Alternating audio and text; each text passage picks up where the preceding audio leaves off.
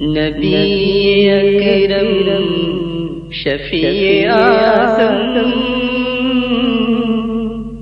اللہ تبارک و تعالیٰ نے حضرت محمد الرسول اللہ صلی اللہ تعالی علیہ وسلم پر اسلام کو، دین کو، شریعت کو 20 پر 3 سال میں اتارا۔ پورے 20 پر 3 سال میں جو شریعت نبی علیہ الصلاۃ والسلام اللہ تبارک و تعالیٰ کے پاس سے لائے ہیں وہی اسلام ہے۔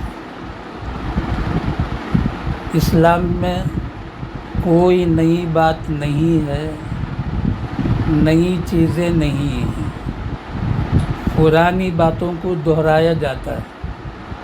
ابھی ایک آیت شریفہ پڑھا جس میں اللہ تبارک و تعالی فرماتے ہیں دینی باتوں کا مذاکرہ کرو، یعنی آپس میں ایک دوسرے جو دین اللہ تعالیٰ نے نبی علیہ الصلاۃ والسلام پر اتارا ہے ایک دوسرے کو سناؤ۔ کیوں؟ جب ایک دوسرے کو دینی باتیں سناتے رہیں گے زندگی میں دین آئے گا۔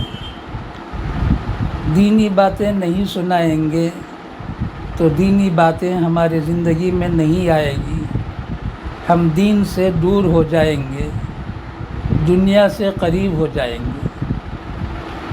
جب ایک انسان دین سے دور ہو جاتا ہے اور دنیا کے قریب ہو جاتا ہے اسی کو ہم بولتے ہیں اللہ کا نافرمان بندہ ہے۔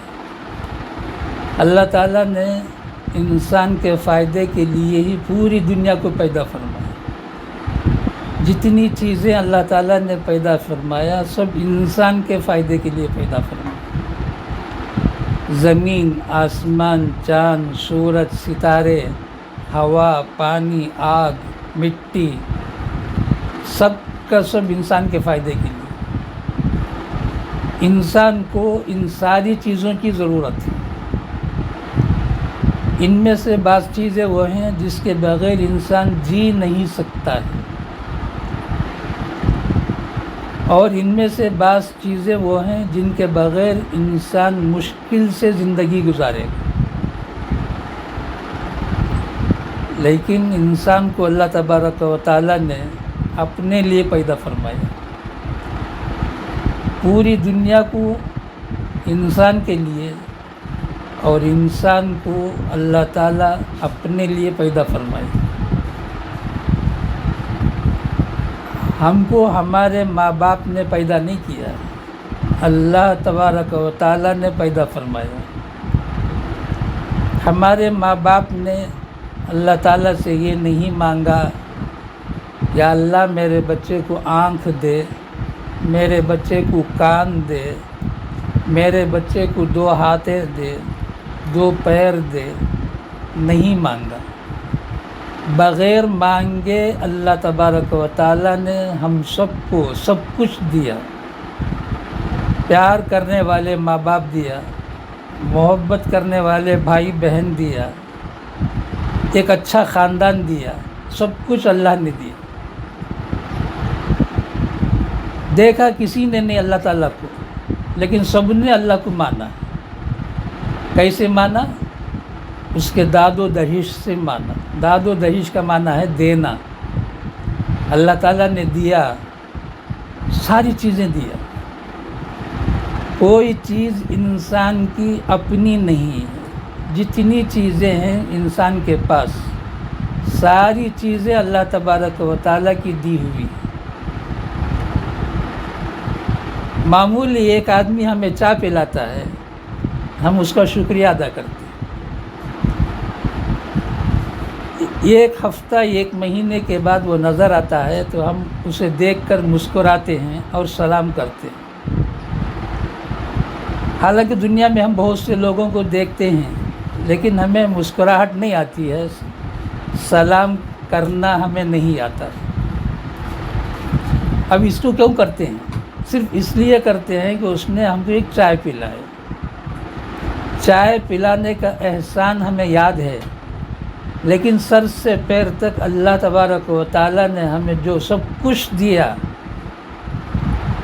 اس احسان کا بدلہ ہم نے کب چکایا؟ ہم نے کب سوچا اللہ تعالیٰ کی ان ساری نعمتوں کو ہم شکریہ ادا کریں؟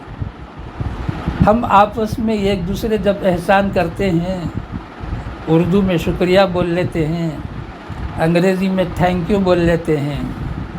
نبی علیہ السلام نے سکھایا جزاک اللہ بولو۔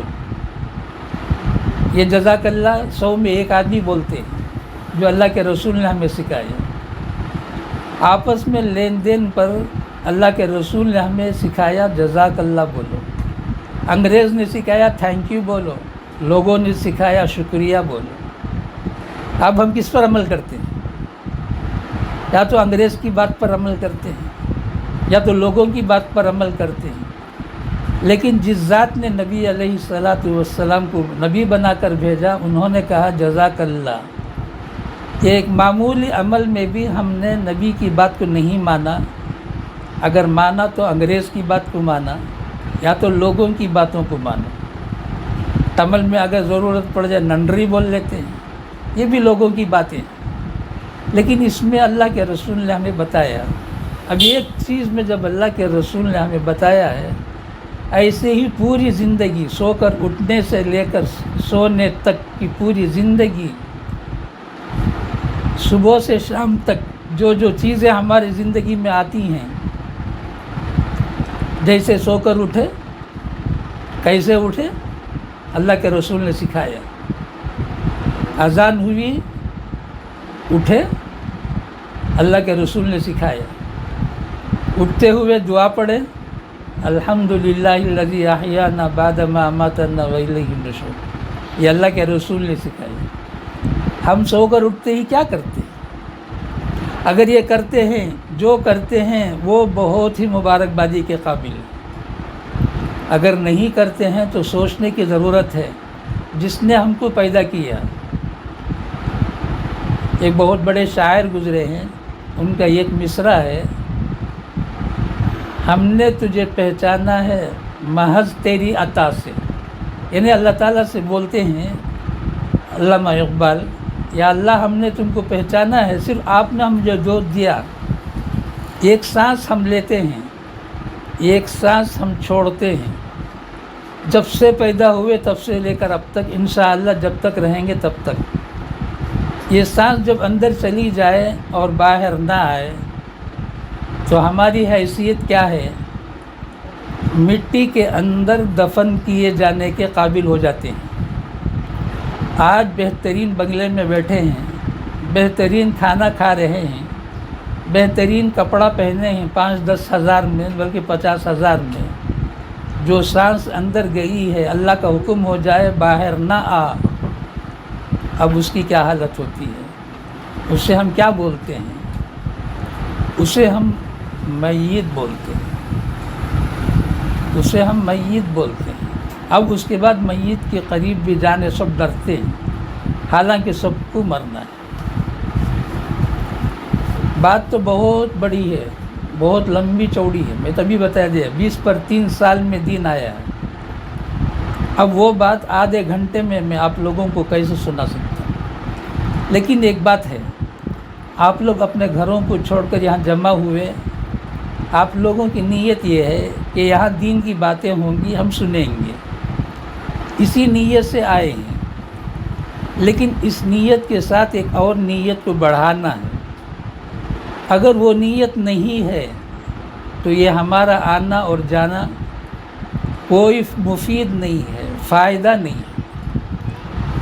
جیسے گھر سے نکلے کہ ہم دین کی باتیں سننے کے لیے جا گئے اور آ گئے، اس کے ساتھ یہ نیت کر کر نکلنا ہے، جو باتیں دین کی سنیں گے ہم سے جتنا ہو سکے اس پر عمل کریں گے۔